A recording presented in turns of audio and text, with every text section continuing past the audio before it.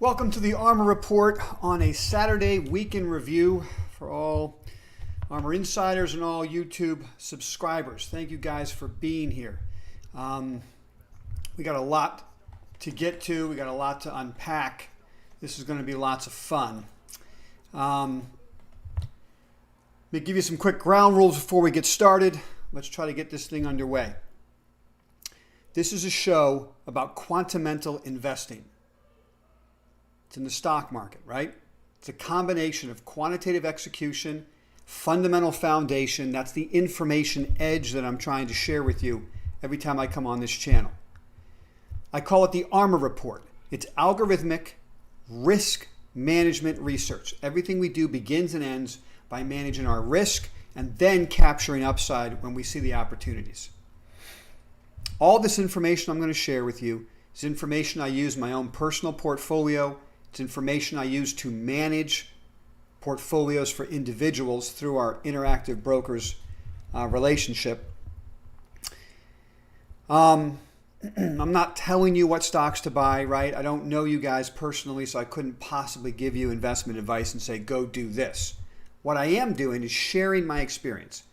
I've got over 30 years in the business. I've been in the trenches taking grenades, and I'm going to share with you hard-fought rules for helping you build your net worth by investing in the stock market. Okay? I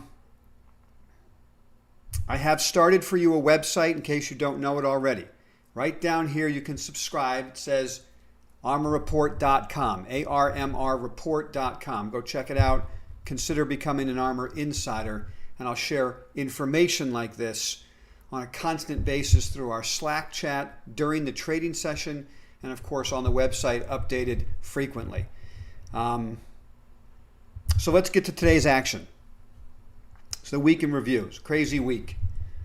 I had a picture up there of a chart for you when this show first started of the S&P 500, looking at the SPY ETF, going back to 2009. And I'm going to get to that in a minute because I think it has significant relevance for the market we're in right now and understanding why I call this the mechanical bull market.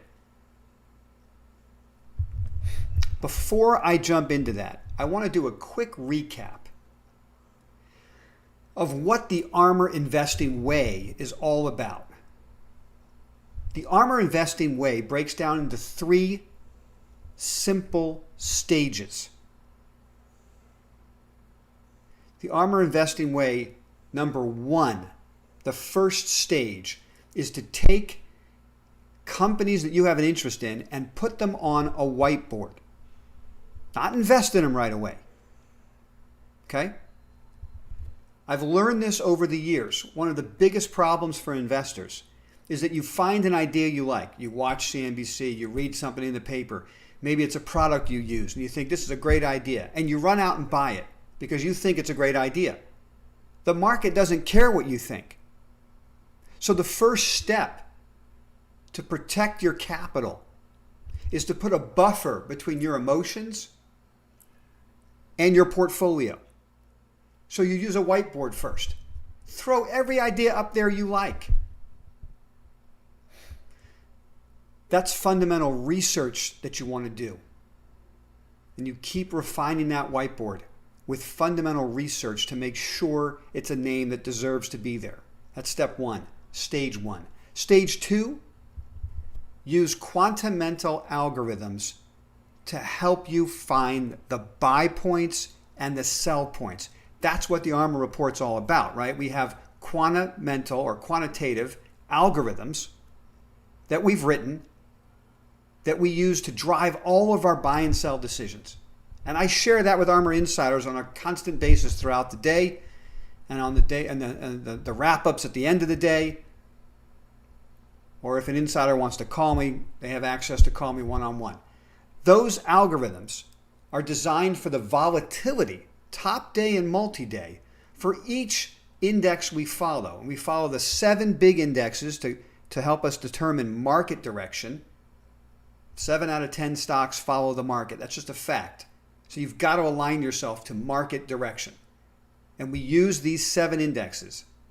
I call them the Magnificent Seven. It's the S&P, the Dow, the NASDAQ 100, the Small Cap Index, the Momentum Index, the Value Index, and the IBD 50. That covers it all for us.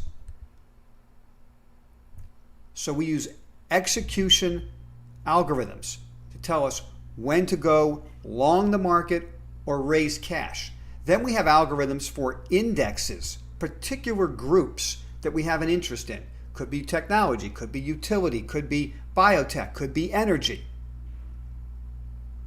And once we get those signals telling us, yes, we got to focus on this space, then we drill down into our whiteboard, find the companies in those groups, and use an algorithm again to tell us, is this the right opportunity? Is the probability high enough?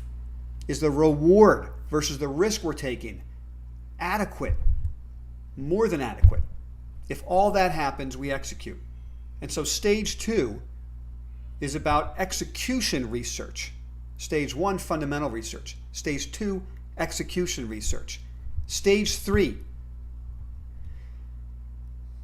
I have learned over the years, and it's hard fought, right? And I got tiger scratches up and down my back from 30 years in this business, that you have to manage your risk using progressive stops. The first stop we call principal protection stops. The second are called raise stops, and the third are called profit protection stops. And that stage is the risk management research. So you have the fundamental research, stage 1, execution research, stage 2, risk management research, stage 3. And that's how you build a portfolio and increase your net worth over time in a meaningful way. Okay? So that's what this show's all about. Now let's dive into market direction. I've been telling you guys this is a mechanical bull market, and it's going to keep rolling on. I keep having fun with these billionaires who've been telling you for the last couple of months the market has to tank and go back to the March lows. And so I'm just going to keep beating up on them because it's fun. Clearly the jury's out. Okay? What happened this week with the non-farm payroll number, which I'll get to in a minute, I don't really care what the number is. I care about the reaction to the news, not the news. The reaction was to gap up the market above the 200-day moving average. So what we have now is the NASDAQ, the S&P, the Dow, and the small cap index all trading above the 200-day moving averages. And the Dow and the small caps gapped above it on Friday. So take a look. Okay, I'm going to get to this in a minute. But let's just look at, you know what? I'm going to do something different. Hang on a second. Let's go there instead for a minute. Okay, we'll use this chart. Take a look at the Dow, DIA.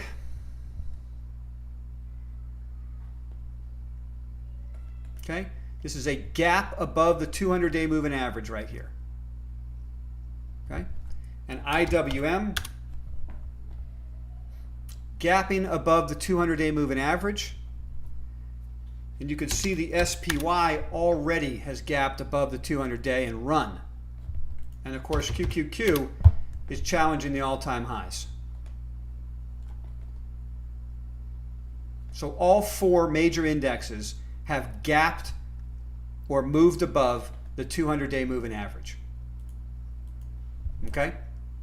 So it's a bull market. Even if the market reverses now and sells off, all those people who are telling you not to buy the market for the last 2 months are completely wrong. Right? They've missed a massive bull market. Why is it a massive bull market? I'm going to explain this again for those of you who are new. The markets go up and down since 2008. The markets go up and down based on liquidity. What is the Fed doing? What are central banks doing around the world? If they're adding liquidity and lowering interest rates, the market goes up. This is not rocket science. This is actually pretty easy. There's always going to be fears out there, always uncertainties, always concerns. The market climbs a wall of worry. You've heard that term. So you got to turn off that noise and just look at the facts. When the Fed is adding liquidity, the market goes up. Now it's time to look at that chart of the S&P, because it doesn't get more real than this. I want you to see this closely. I highlighted this a couple weeks ago. I want you to see it again. Look at this green box here. This is a gap up and go above the 200-day moving average right there. I want you to take a mental image of this picture. This is what the market did in 2009. It bottomed in March of 09, rallied to the 200-day, had a little bit of a correction, gapped up, and never looked back. It never closed that gap. At the time, this was the beginning of quantitative easing. No one had ever heard of quantitative easing before. Take a long look at what the market did after that gap and go above the 200-day moving average. You would have runs and tiny pullbacks and runs and tiny pullbacks all the way up. This lasted from here to here as a 15-month run before the market had an 18% correction. That was brought on because the Fed QE ended. Quantitative easing ended and the market dropped 18%. Okay? So now you be the judge of what you think the market is doing going forward. The Fed intervention right now, the central bank intervention around the world right now, is bigger than any time in history by a factor that is unfathomable. And on top of that, you have government stimulus packages in the trillions. So now let's go look at the chart today. Remember that chart you just looked at? Let's go look at the chart today. You ready? Check this out.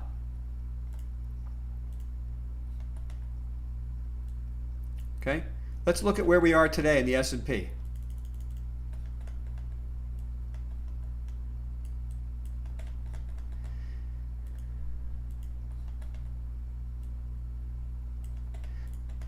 Look at the similarities in this pattern, ladies and gentlemen. Look at the similarities. Okay? Market bottoms in March, rallies to the 200-day. Bottoms in March 23rd because the Fed announced unlimited QE at a level no one's ever heard before in history. The Fed's literally buying ETFs. The Fed's in there buying bond ETFs. Those ETFs are stocks that trade on the exchanges. The Fed's buying stocks, guys. Ran the market right up to the 200-day, had a little bit of a consolidation sell-off, just like in 2009, gapped above the 200-day, and is accelerating. In fact, there's two gaps that it's left behind. Another gap here, another gap here. So to end this part of the discussion, I don't know what's going to happen next week. There's a couple of gaps recently, and so my guess is that the gaps are going to be closed, those ones that just happened. These, look. Let's look at this again, make sure we're on the same page. These gaps here, see this gap here from Friday? There's a gap here, okay? These probably get filled. This gap, the green box, I don't know if it's ever going to get filled. It certainly didn't in 2009. Now, we all know that history does not repeat. It rhymes, it doesn't repeat. So none of what I'm saying is a guarantee. But if you're trying to understand why the market is surging like this, all you have to do is look back to 2009 to get a guide. What am I going to do next week? Okay, tomorrow, Monday, what am I looking for Monday? My trading posture on a Monday morning after a huge Friday gap up on a non-farm payroll number, let's be honest, isn't really a big deal. I'll get to that in a minute. What am I going to do Monday? I'm going to look, I already have portfolio, right? We've been making a lot of money in here. Even though last week the metals were down, whatnot, we've made a lot of money. We have stocks going up in the portfolio. We've added utilities that were going up big. We've added IBM and AT&T and Verizon. Those stocks are going up. So I'm not chasing this market. If you look back at that market in 2009, there were sell-offs that would last for 3 or 4 days, right? 2, 3, or 4 days. Bang, bang, bang, market would go down. Make you think that the rally was over. And then, boom, buy the dip and the market would skyrocket. So there's no way I'm chasing this market. And I thoroughly expect the non-farm payroll number to get sold on Monday. In fact, if the market gaps up Monday morning, I'm going to be looking short for a day trade, for a couple of days. Okay? But long term, the rip current of capital coming into the market because of central banks is real. And so what you want to try to do, if you've missed this, if you're not an ARMR Insider yet and you've missed this, or you're a new ARMR Insider, okay? What you want to try to do is get your whiteboard ready and then wait for sell-offs that last a couple days. Instead of being afraid of those sell-offs, instead of saying the end is here and the retest has started, what you should be thinking is, hey, I'm getting an opportunity. Gap closures and then reversals. That's what you want to look for. And you want to look for that hoof print of a bull market, which is weakness early in the week, strength into the weekend, which happened again this week. All right? All right, let's move on. Non-farm payroll real quick, and I'm going to get to questions, okay? Or I'm going to talk about gold for a second. But non-farm payroll number. Personally, I don't know why the analysts, economists were so unbelievably wrong on this number. I think it's kind of a bit of a joke. If you look at the amount of people that were rehired, it's almost the same amount of people that were kind of furloughed while people were waiting for their loans from the government to hire them back. So I don't really know what that number is. I mean, for the market to skyrocket on that number just tells you that the market's desperate to go up for any reason because of the ripcorn of cash coming into the system. And it doesn't matter what the number. I submit to you that the market would have been up anyway with a bad non-farm payroll number. It would have been up anyway. I really believe it. It was just an excuse to jam it even higher, but it would have been up by the end of the day Friday because a bad number would have meant more and more and more QE, which means the market goes up. And this good number isn't really that good if you look through the headlines at what happened. It's not like the whole economy is up and running already, although I do believe that the economy will be up and running before the end of this year. We're not going to have another pandemic where the economy is shut down. We might have another pandemic, but they're not shutting down the market. Let me tell you something. Most of the business that's done in this country is done in the second half of the year, particularly the fourth quarter. So you want to shut the economy down in the first quarter. I don't know exactly the statistics of this, but you know, the first quarter is 25% of the calendar year, but might only represent 12% of business that's done. Most of the business is done in the back half of the year. So you could shut down the economy early in the year, but you cannot shut the economy down going into Christmas. I don't care what's happening. So how fast the economy reopens, you know, the type of world we're living in, I don't know all these things. Nobody does. But what I know is the Fed's adding liquidity at a ridiculous pace, and the economy is starting to open at a certain degree. So do I run out there and buy the beat up sectors that were up huge in the last 2 weeks? I don't. You can, and you can certainly swing trade them. You can own energy, you can own airlines or whatever you want and swing trade them.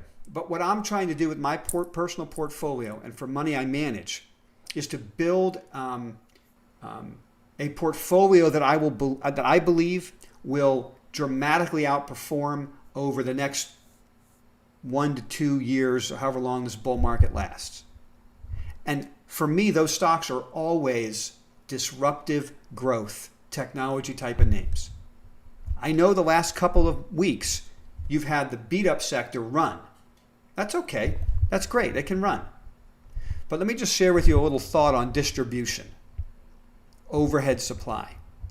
When a stock is in a massive downtrend, it can easily double off the low. I mean, it goes from 10 to 20, but the stock used to be 80. I mean, it could do that. And so this is not about day trading or swing trading. Have at it if you want to hit those stocks. But from an investing standpoint, there are so many people trapped in a lot of these terrible businesses and names at higher prices. And so when the stocks surge up for a week or two, selling meets them as people breathe a sigh of relief. They could get out of this thing at a loss of only 20% instead of 50%. It's called overhead supply. So on a long-term basis, a portfolio full of companies that are clearing price bases where there's only success. In other words, there's no overhead supply. Stock's making a new high. Those stocks tend to run and outperform in a bull market because the only people who own them are people who are making money in them. There's no natural seller versus stocks that are down huge. Typically, the turnaround stories that I like to buy are companies' stock prices that have based for at least 6 to 9 months, preferably 12 months, because that by then the overhead supply is diminished. All the guys that were caught have probably sold for tax loss selling purposes over the 12-month period. And so now you can start to see a breakout run because there's just not that many people left that own the stock at higher prices. Okay? But people stuck in airlines that got destroyed are desperate to get out of these things. So you'll have rips higher, and then the rallies will be capped as the stocks settle back in, as natural supply comes out. All right, so to me, investing is about opportunity cost of money. I can't buy everything, so I got to buy the things that I think will outperform over a long period of time, and that's why I focus on high relative strength stocks and all those types of things. All right, wrapping up precious metals real quick. Precious metals had a reversal Friday, in my opinion. I'm going to keep this part of the conversation brief because I don't like to be prognosticating. I don't know what's going to happen next. Okay, a lot of guys in my business do that. We come out and say, this is what the market's going to do. I don't know what it's going to do. I could show you what the market did in 2009 through 2010 and ask you to think about it. I could be wrong.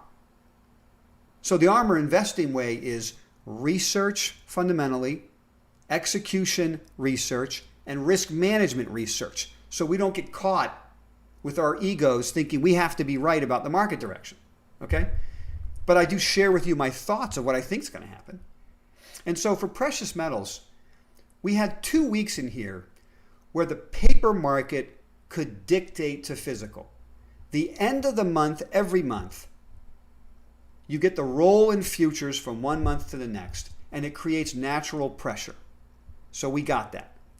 The first week of the new month, we always get non-farm payroll numbers. That big economic number gets gamed. I don't know why. It's just the way it is. Okay? So it's typical on a big NFP number for the metals to go down, particularly the stocks, GDX, GDXJ. Let's take a look at the chart. Here's GDX. Okay. All right. We're basically in here, somewhere right around in here is where we're buying stocks. The 23rd of March at the ARMR report. We had a huge rip higher. It's only natural to have a pullback, guys. It's only natural. It has to happen. And if you notice, it came right back and touched the original breakout, which is this green line right here. All right? And closed actually above the 50-day moving average. Okay? So we hit the lows in the morning and rallied the rest of the day in GDX, closing at or above the 50-day moving averages, both the SM and the EM. Okay? Standard moving average, exponential moving average. That's a totally normal sell-off. Now, you guys remember, certainly the insiders do, as these stocks were skyrocketing, you kept asking me, can I buy it now? Can I buy it now? Can I buy it now? And I said, no. The time to buy it was late March, early April. Now it's in the stratosphere. It's trading above the third or fourth standard deviation above the 200-day. You have to wait for a pullback to the 50 or a consolidation at higher levels. So here's the pullback to the 50. Totally normal. Nothing strange about it. If you look at the physical market, and let's take a look at, I don't like GLD, SLV. I'm just using them as examples as a way to look at the price. Okay? I don't like them as investments, but look at the price. Somebody explain to me what's the big deal about gold selling off back into this little range right here. It's just in a consolidation phase right now. It's done nothing. The metal itself is completely contained in an uptrend. Totally normal action. Take a look at silver. Silver is even better. Silver skyrocketed out of this pennant we talked about a few weeks ago. And so it's just pulled back to the 14-day moving average. It's not even down to the 25-day moving average. Totally normal action. Okay? So what do I think is happening next week? I think that the 2 weeks where the paper market could control physical are behind us. And I think the physical market will start to reassert itself. And that market is as tight as ever, both gold and silver. So I expect higher prices. And we'll see. That's what I expect. I don't know what's going to happen. Next week is key. If these stocks recapture the 50-day moving average and move higher off of that base, then all you had was a perfect sell-off to the 50 to get rid of the excess exuberance. Okay, if that doesn't happen, then we're going to have to reduce exposure. We reduced a little exposure in the last couple weeks, right? When it ran up big, we reduced some exposure. When it went through a stop, we reduced a little more exposure. We have a core position on now. And now we see, what do we want to do with this core? If it recaptures the rising 50-day, we might want to add positions back into the portfolio, depending on how much exposure you have. I don't know. Okay? So next week is key. The last 2 weeks, totally normal to me. If next week is really negative, I'll have to rethink all of that. And I'll talk to you guys about it next weekend. All right, let's get to the Q&A. Couple of chart patterns maybe I just share with you that I think are interesting that are at the top of the whiteboard. I keep chasing after Netflix, and I'm still on it. Okay, I think the stock is making. Let's take a look at Netflix here. This is just for the fun of it, and then I'll get to your questions and your charts. All right, this is the pattern I'm looking at, and I keep fighting this because my stops are a little bit too tight. I step out and I step back in, but I do think that this 5-point rectangular breakout is going to edge higher at some point. You're going to see the stock move higher. Now, if it breaks below in here, really below this green uptrend line, I would cut bait. Okay? But it's had a little double bottom right at the 50-day moving average during a period where the airlines and the cruise ships are rallying. This stock is sold off some. I think if this bull market is to continue, the leadership sectors have to reassert themselves. They can take a couple weeks off to consolidate big moves, but then they have to reassert. If that happens, that'll be a footprint of the mechanical bull market. If the leadership breaks down, I would say that's not a footprint of a bull market and something nefarious is afoot. So I'm watching that stock closely, and I'm also watching I'm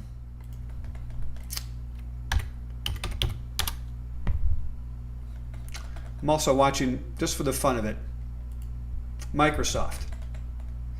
This is a classic to me. I mean, you could call it V-bottom, but it looks like a cup and handle to me, and it's breaking right out of that tight basing pattern. Okay, and then you can look at Adobe, for instance, another leader. Right? Stocks breaking out to new highs in here. These are NASDAQ 100 names, right? So I'm just looking at the NASDAQ 100. Is it going to top out at the peak of February, Or are these names about to break out to new highs and drive the market higher? That's the question on my trading desk. And I may participate in those names, because if they break out and run, I'm going to want to own them. Okay? If they fail, tight stops. Okay, maybe I should just get to work real quick, because I know you guys have followed Slack and work with us. So let me just tell you this. I know I meant to get to Q&A, but let me just get to this real quick. Okay? Okay. So this was the original entry point for ARMR Insiders, 23 3/4, right here, right on the 50-day moving average. Okay? It's skyrocketed. Now let me explain something to you guys. Okay? I'm going to put you on the meat, as they say at Wicked Tuna. If you guys watch that show, it's one of my favorite shows on Nat Geo. Okay? I'm going to put you on the meat. The ARMR Investing Way of research, fundamentally the whiteboard, execution using algorithms, is going to get you on the meat. And then you've got to execute correctly when it comes to risk management. I'll share with you, ARMR Insiders, what the stops are. But when it comes to booking profits on an asset that's up 60% in front of earnings, that's up to you. You could book partial or all in front of that earnings announcement. And I did share with you guys, ARMR Insiders, look, I'm booking profits up here and I'm going to hold the core. That's what I did. Now, I don't like to share with you what I'm doing percentage-wise. How much am I booking percentage-wise? It doesn't matter what I'm doing. You have to determine what's comfortable for you and do it every time. That's the key. To make probabilities work in your favor, you have to have a uniformity of how you invest. You follow me? You can't pick and choose, well, I'm going to cut this one down 10% before earnings, but I'm going to cut this one 50. Inevitably, the one you cut 10 will collapse, and the one you cut 50 will be up 100%. Okay? So do the same thing every time. Figure out a number that gets comfortable for you. Do the same thing every time. And the law of averages will work in your favor. Okay?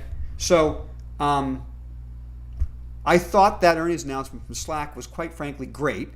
I think that the biggest knock on the company, what short sellers love to talk about this company for the last 12 months, is that Microsoft's going to ruin their business. Well, okay, that narrative is over. That negative narrative is dead. Because as you heard on that conference call, they've cut a deal with Amazon.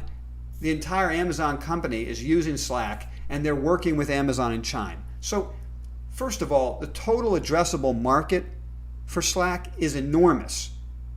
And Microsoft's going to do well, and Slack's going to do well. I mean, it's enormous. It's not a one-company business. But now, aligned with Amazon, this is just a no-brainer. So, stock got whacked for, short-term reasons based on stuff I'm not going to go into right now. But the bigger picture of their business looks great to me. And they reduced guidance. That's the reason. I'll go into that. They reduced guidance going forward because 20% of their business is small business revenue. And they don't know what's going to happen with the pandemic to small businesses. Are they going to open or not? What's going to happen? So they've lowered expectations. If the economy opens up the way we think it's going to open up, well, all they did was set up for great earnings announcements in the next couple quarters when their revenue comes in better than people expect because the economy opened and the small businesses are starting to get back on their feet. Okay? So anyway, let's get to Q&A. Thanks for spending time and letting me chat like that. I'm going to go to the top and we're going to see what happens.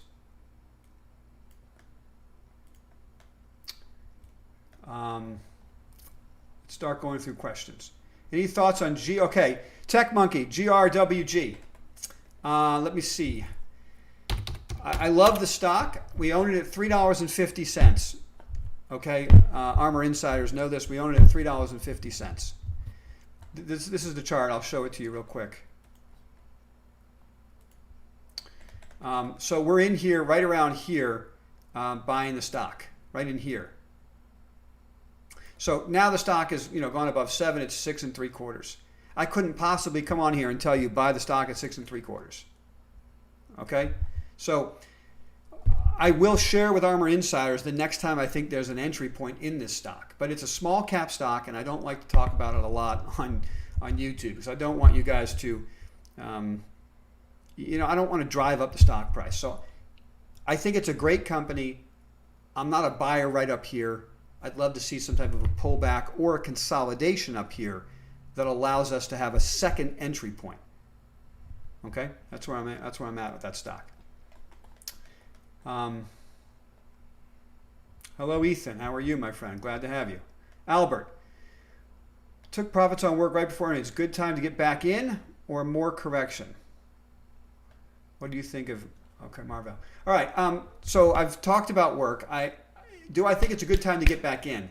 I'd like to see a little consolidation set up down here, proving that the $30 level is going to hold. Right? The stop should pretty much be somewhere around 30. You could call it 29 3/4, but 30 was the big breakout. The stock ran, gapped down. There's some people trapped. It's going to have to work that out. But let's just take a quick view of the chart again. So you see the 50-day moving average is 30.07, and the breakout's clearly 30. So they might come down and try to rinse all those stops that are right there. Okay, so I wouldn't get stopped early in the morning. I'd like to see how the thing trades if it goes through it. Does it close back above it? And then that might set up an entry point.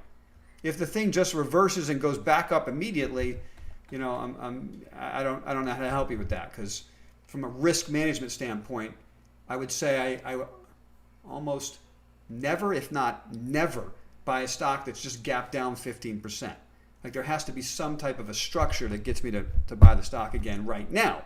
I think fundamentally it's a good company, and there'll be another entry point at some point. Marvell, MRVL.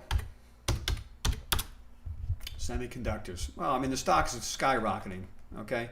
So I don't know exactly your question here. I mean, I certainly am not a buyer of a stock that's skyrocketing. I like to buy things that have, look here. Just to put it in perspective, this is 2 standard, make it 4. Okay? You're 4 standard deviations above the 200-day moving average right now. So I think the stock looks great, but I mean, I'm certainly not a buyer of it here. All right.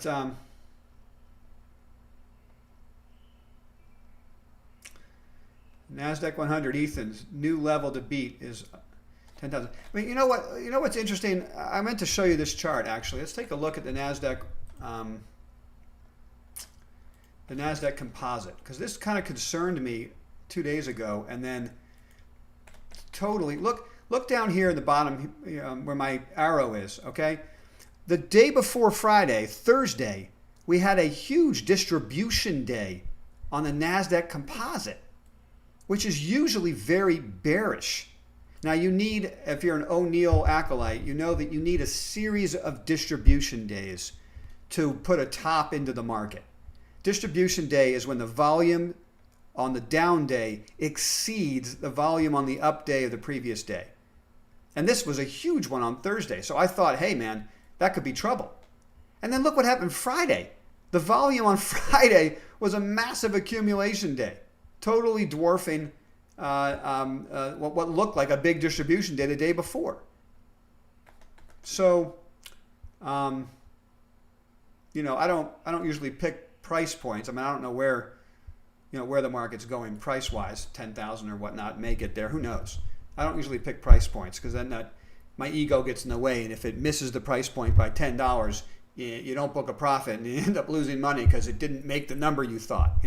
So I try to stay away from that. But certainly looks like the market's going higher. It's a mechanical bull, big breakouts everywhere, and names like Adobe and Microsoft, and these names are breaking out, just driving the market higher right now. And I do think that anybody who's missed this bull market is going to jump on names like Netflix and Microsoft. I think they're comfortable in those very liquid names that have great business models that are performing right through the pandemic. And so while it's fun to trade airlines, real institutional money is going into the names they're most comfortable with. And that's my opinion.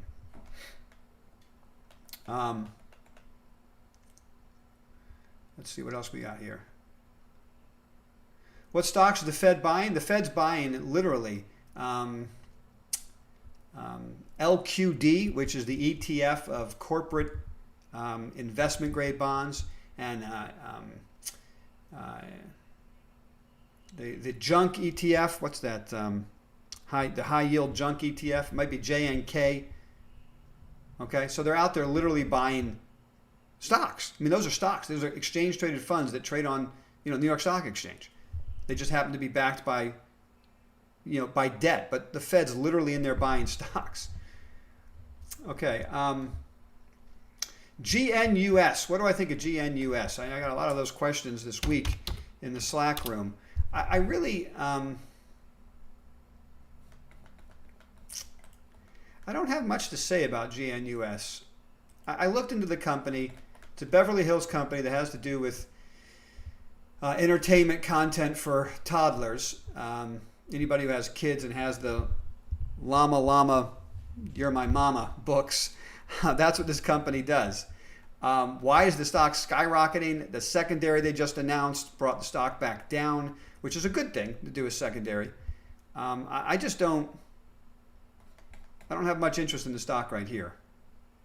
Maybe that secondary will put a little damper on the stock and it'll create a base that's worth buying, but I certainly am not a buyer in here. Okay. You know what I think about Hertz, guys. I have no interest in buying a stock that is in bankruptcy. I'm glad if you guys are doing it and you're making money, have at it. But if you're asking me, the ARMR Investing Way, we try to manage risk and we have an opportunity cost of money. And there's no way I'm going to be putting assets into those types of stocks. Which doesn't mean you can't trade it. Don't forget, the ARMR Way, what I'm doing with those portfolios that ARMR insiders see on the portfolio page is I'm trying to build portfolios that I think I can hold for a long period of time if the market lets me during a wicked bull market. Now, if you want to trade stuff, that's different. You can trade almost anything if you pick it up right. All right.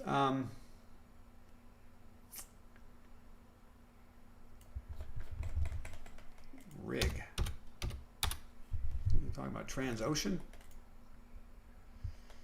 Ethan's asking about Rig, Transocean. Okay, all of these stocks look exactly the same. Let's take a quick peek at Rig. Okay, all of these stocks, these energy stocks, look exactly the same.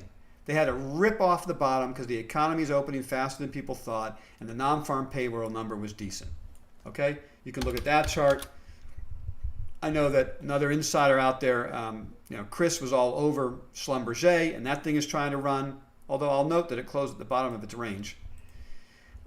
So this is my thought here. Like I was trying to say a minute ago. Stocks that are in wicked downtrends like this have massive amounts of overhead. Okay? People are trapped and can't wait to sell this thing. So can it have a run? Absolutely. But what I'm looking for are bases that are bigger than this. Now that's just my opinion, guys. Right? You're just asking my opinion. I'm not saying you can't make money on energy. You probably can. But that's not where I'm focusing my investment dollars. Not right now. I'm looking for a broader base where I feel like the overhead is not going to get in my way. And I can tell you this with a fair amount of certainty, there's no way I would chase these stocks as they run up into overhead.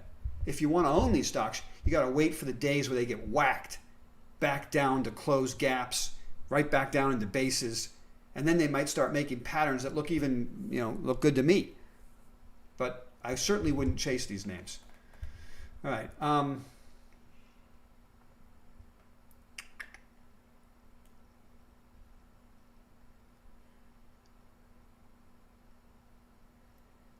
Jason Abbott says too much money on the sidelines. That's true. There's just too much. People are trapped and they've missed the market and they're going to keep running until the Fed changes the rules. What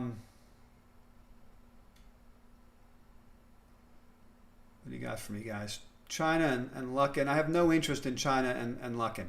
I don't have interest in any Chinese companies, guys. None. I got too much I can do in the U.S. where where I can trust the accounting and I can talk to management. Period. Full stop. Any thoughts on oil, Oxy? Yeah, I know Oxy was up 30% on Friday. I mean, clearly there's some short covering going on in all of these stocks. So the way this is going to work in energy is you're going to get short covering, you get 1 or 2 day moves that are enormous, and then the inevitable sell-off to retest. Think about the cannabis stocks. You're seeing the same thing in cannabis stocks. You get a rip for a couple of days, maybe even a couple of weeks, and then the selling comes back in because there's just so much overhead. And the business model hasn't really changed that much yet. Same thing for energy. So much overhead. Business model really hasn't changed yet. So you're just getting guys covering shorts, trying to make swing trades. And that's just not where I like to live. Okay.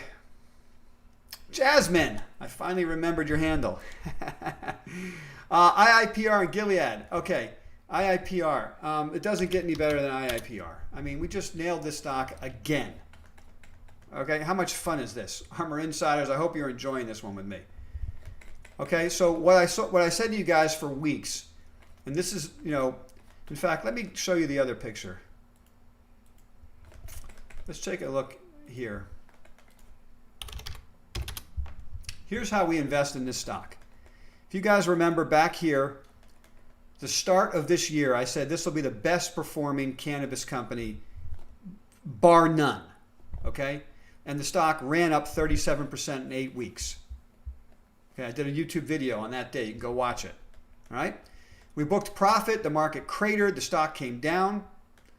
You all started to say to me, when are we going to buy the stock back? I said, we're going to buy it back when the company announces a secondary. I spoke with the management team. They told me they're going to do a secondary. I'm waiting for the secondary. All right, so the secondary happened right here on the 27th of May, and we put it into our ARMR portfolios. Stocks walking higher. Let me explain why this happens.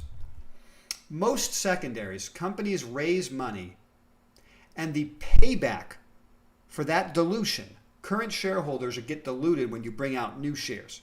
So the dilution brings the stock price down. And it usually takes, I don't know, it could be 12, 18, 24 months before investors see a payback on that dilution. Okay? In this business, for these guys, they raise money, and they don't say we're raising money for property, plant, and equipment. They don't say we're raising money for SG&A. They're not doing any of that. They go to the institutions and they say, look, here is a list. Here's our backlog of all the cannabis companies in the U.S. that need capital and want to work with us. And here is a list. Here are all the letters of intent from these 10 companies. So if you give us $100 million, we're going to go place that $100 million with these 10 companies over the next 6 to 9 months. And the payback is insane. I mean, you're just never going to find that in a REIT. They're in a unique position right now. There's no competition in earnest. They're the only company on the New York Stock Exchange that can invest in this way. For now, that's a risk. It might change at some point, but for now, we have a captive audience in cannabis companies that can't raise cash easily any other way. For now, who knows? There might be rules that change. Okay. And so it's this perfect storm for this company. And what I like to do is buy it every time they do a secondary, which is what we did. We're making money. We paid 81 and change, 82, whatever the price was on the ARMR portfolios. And stock's 93 and change now. So I don't know exactly what you want me to say, Jasmine, other than stock looks great and I think it's going higher. My rule is if something is on the ARMR if I put something in the ARMR portfolios and an insider misses it at the price that I bought it. I mean, look, when I put it in there, there's a reason. The quantitative algorithms I work with have just said this is the best probability entry for us, where the reward's worth the risk and the probability is the greatest. So over time, ARMR insiders are going to get comfortable with this. Over time, that's the day to put the biggest position size on. That's how I run my money. And then as the stock goes further and further away from that buy point, you can book some profits, reduce the position down to a core, and let that ride as long as possible.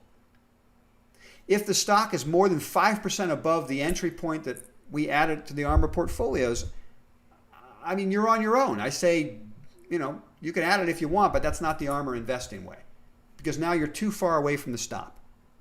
And no matter how much I love a name, like I do this stock, if it hits stops, I'm out. Okay? I tell you guys what I love, but the market doesn't care what I love. Okay? So we have to read and react, as my high school hockey coach used to tell me. I was a goaltender. I was a netminder. Okay? Got to read and react, son. Read and react. That's the way to manage money correctly. We can come up with ideas. We can think that we know where the market's going or where stock's going, but we've got to use risk management rules to protect us from ourselves. Okay? Other question. Gilead. Jeez, man. I like the stock. I like the stock again. All the stock has done is pulled right back to this uptrend, put a double bottom on the uptrend, and close above the 50-day.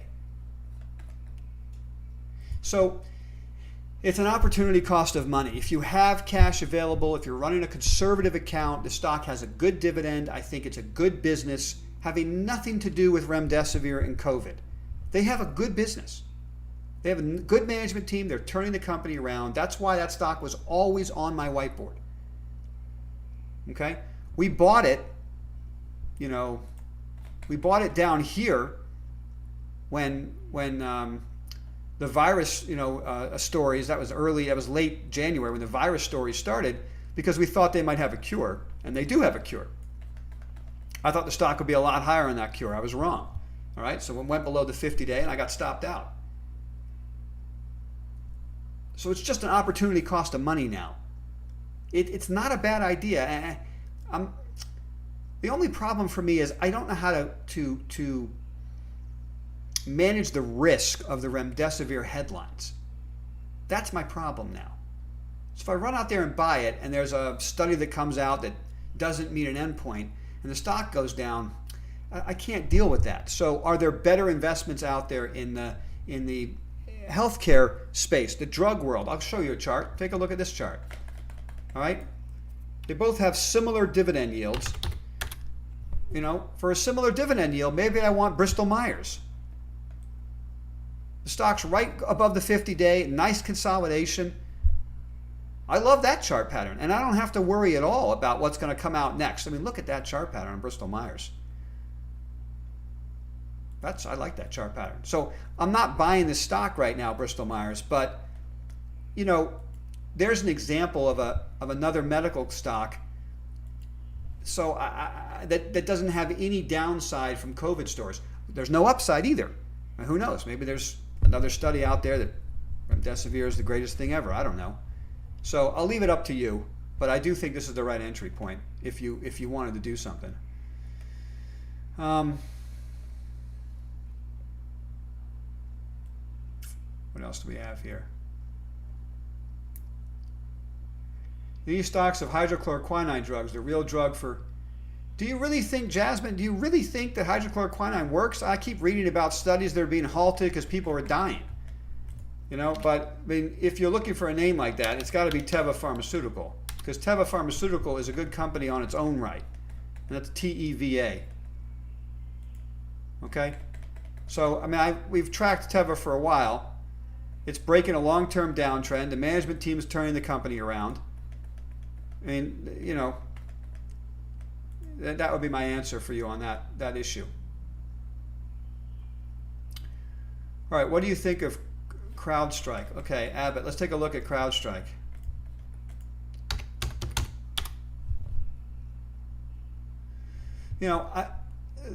Obviously the chart's, too far away from any buy point. I mean, I like the company. And certainly cybersecurity is a major issue as we all work from home. And so that's the theme this thing is riding, but there's no entry there for me.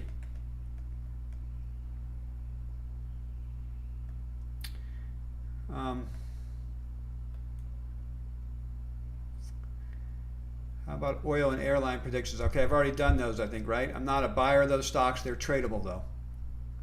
5G, any thoughts? Okay, on 5G, Jasmine. Well, the 5G stock we added recently, you know, is QRVO. Okay, so Cuervo is our favorite way to play 5G at the moment. Whoops. Okay, so we're in here, right around in here, we're in QRVO and the stock is running.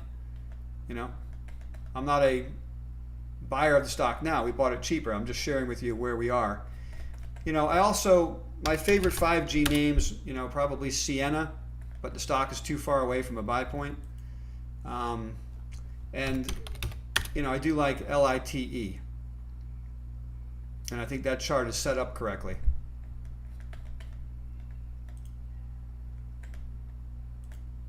Okay.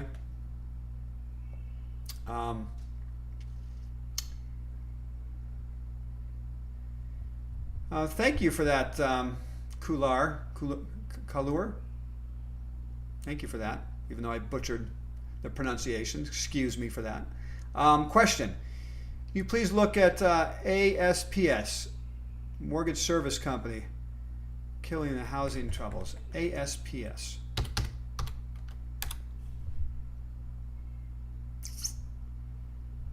Altasource. You know, I'm going to have to do a little work on that. The stock ran right up to the overhead, which is the 200-day moving average. So I wouldn't be I wouldn't look at that chart and say I'm going to add it here. I don't own any of those names, but I could take a look and see if it can make it into my whiteboard.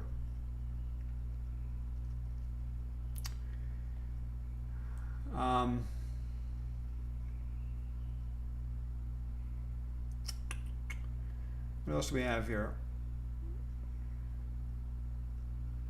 All right, Jay, you're asking me what I think of oil and airlines. I think I've answered the question, but I see you asking me a couple of times. I think you could trade those assets, but there's way too much overhead, and that's just not where I want to place my capital. So investing is about opportunity cost of money. I can't own everything. So what I'd rather own are companies that have business models that are performing right through the pandemic, because as this bull market continues, those stocks are going to lead, in my opinion.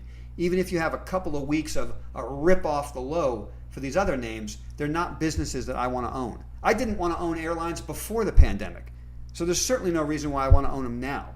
As investments, you can trade anything.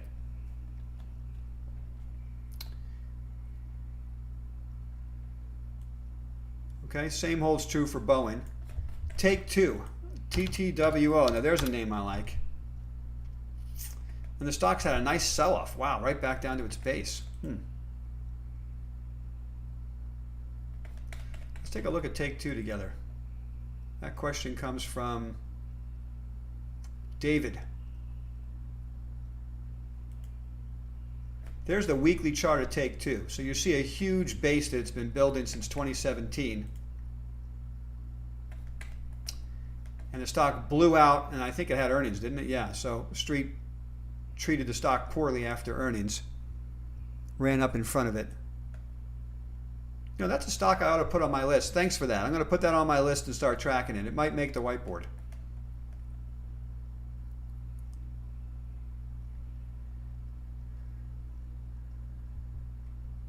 So, Jasmine, you're asking me if I see another 2 months up for the stock market, which category is going to go up the most? I believe it's going to be disruptive growth and the leadership sector. That's what I think will go up the most.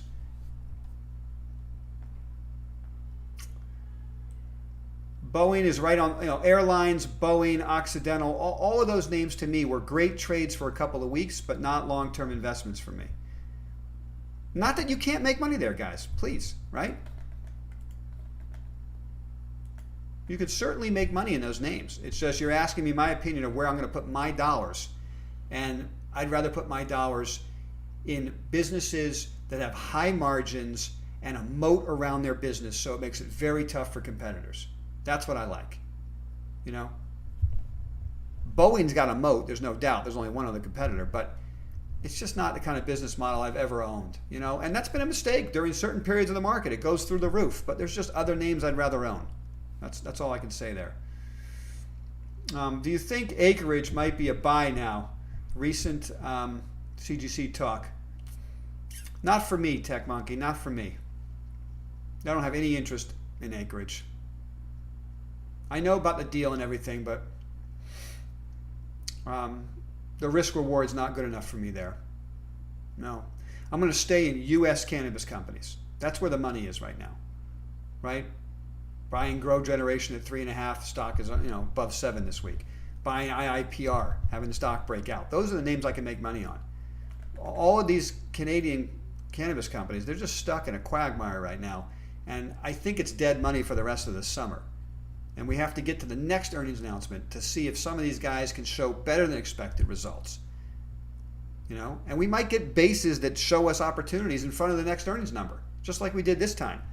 And we bought CGC at 15.5 and sold some of it above 21 and sold the rest of it at 17.75.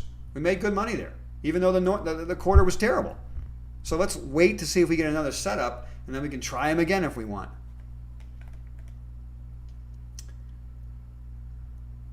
Okay, in a mechanical bull market, do you use tight stop loss or loose stop loss? I definitely use a more lenient stop loss in a mechanical bull market for the core position. I might cut the position down on a tighter stop, but then I'll use the most lenient as my core for the core of my position. Because like you say, it's a mechanical bull market, and in that market, most stocks are going to go higher. And so you want to try to avoid getting whipped out of something. Okay? Still holding Splunk, one of my favorite ideas. Yes, one of my favorite investments. What do I think about GAN? I don't know. I don't have any opinion on GAN.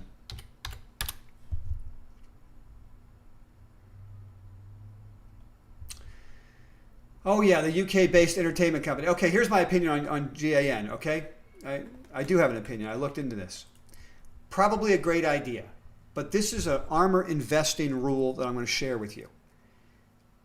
In order to use algorithms, don't forget the 3 stages of ARMR investing.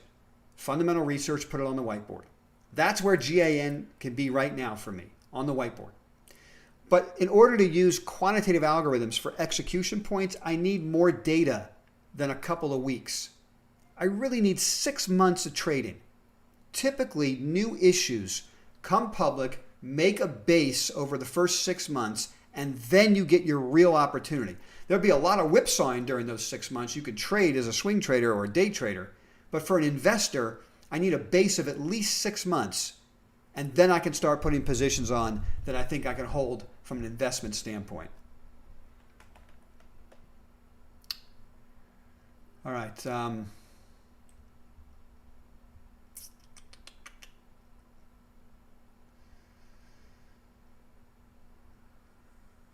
All right, it's just looking through last questions here. I got to wrap this up. All right, Brett, cannabis momentum killed by CGC. Southeastern 99. I think it was killed by CGC, and I think it's dead money for the rest of the summer. That's my opinion. I think those stocks will make bases, and we can buy them again the next go round and try it again. But for right now, I think they're dead.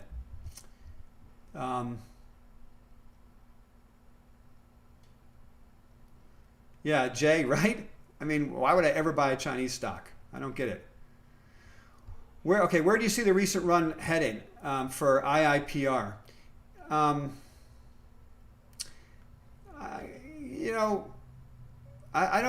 don't have price targets. I don't know where stocks are going. I don't know if a stock is a swing trade or a long-term hold. The stock will tell me that. I'm just going to ride my stocks up with trailed stops. Could be the 25-day or the 14-day or the 50-day moving average, whatever you want to use.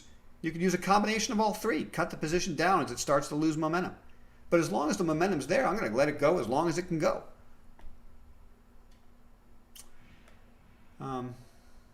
You want to see me play the cello? Ethan, that's my wife's cello.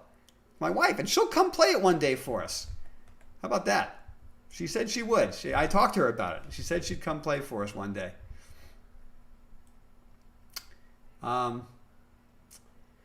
can't tell you, Billy, if you should invest in IIPR or not. I don't know you, so I can't possibly give you that advice.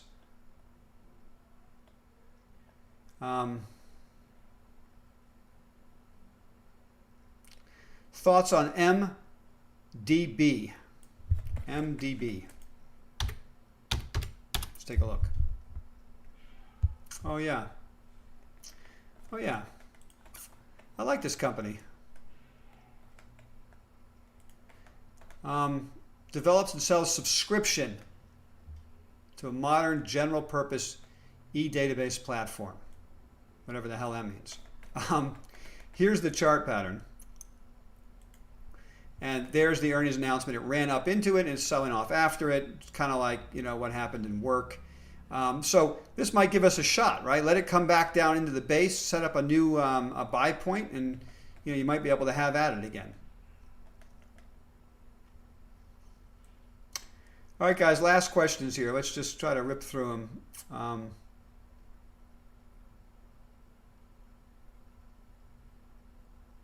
You're asking me, Tech Monkey, about a 401k. Is it better to invest in an ETF or a mutual fund due to higher fees? Are you? Thank you very much for that comment. I appreciate the sentiment. You know, six of one, half a dozen of another. I mean, I don't manage 401ks. You know, I manage rollover IRAs and things like that. And I never buy mutual funds, ever. I'm always an ETF guy. So I guess that's my answer.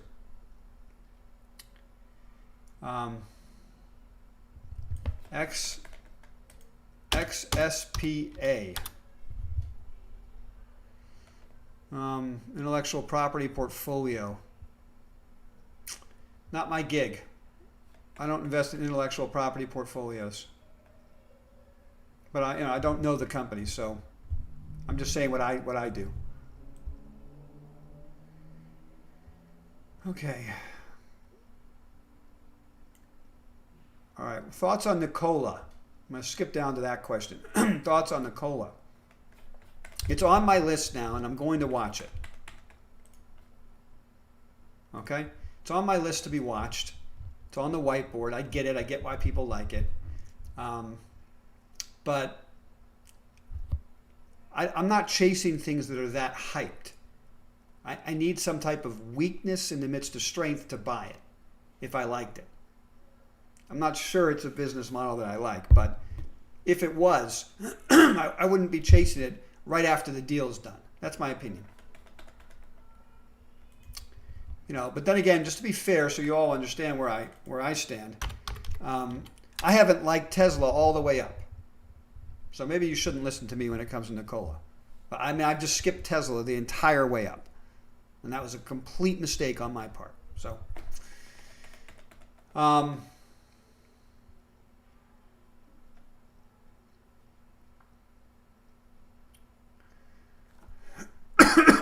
betting ETFs. Okay, you could try it. I mean, I don't usually buy ETFs to invest in them. I usually find the best companies that are inside the ETF, and I buy the best company. That's just me. All right, guys. Fuel cell. My last question is going to be fuel cell. I haven't looked at that in a while. Huh. Chart's starting to look interesting. But I really, honestly, who asked me about that? Albert, I haven't done work in so long on fuel cell that I can't possibly give you good information there. But I appreciate the heads up, because that chart pattern looks compelling for a $2.60 stock. But I mean, I don't know anything about it, so I can't talk about it right now. I'd have to go do some research, and maybe I'll do that and speak to you guys again next Saturday. Thank you all for being here. I really appreciate it. Don't forget, subscribe right down here to this channel if you haven't already. Take a look at the ARMR Insider. You can subscribe to the ARMR Report. Go to thearmorreport.com. Thank you all for joining me. Have a great weekend. Take care, guys.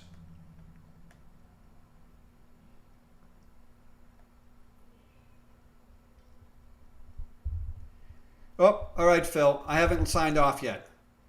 I already talked about Slack. You're going to have to go back and watch it, brother. I'm sorry.